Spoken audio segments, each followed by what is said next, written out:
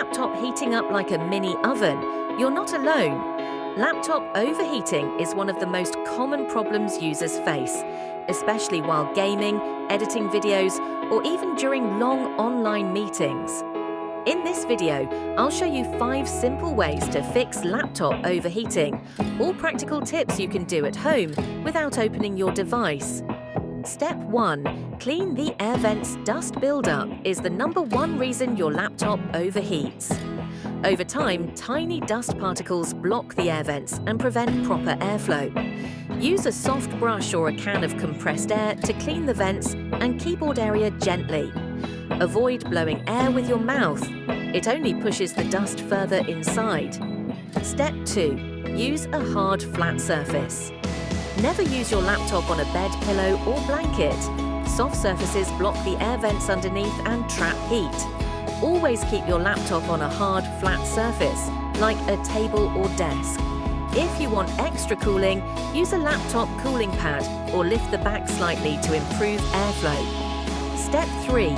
Close unnecessary background programs.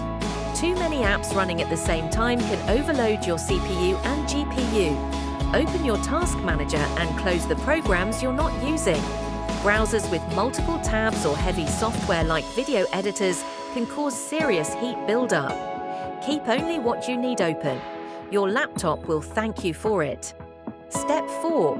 Update your drivers and BIOS. Outdated system drivers, or BIOS, can mess with how your fan and hardware respond to heat. Go to your laptop manufacturer's website and update all drivers once in a while. Keeping your system updated ensures your fan runs efficiently and your laptop stays cooler. Step 5. Adjust power settings. Changing your power plan can also reduce heat. In Windows, go to Power Options and switch to Balanced or Power Saver mode. This reduces the processor's workload and keeps the temperature under control. It also helps improve your battery life, and that's it.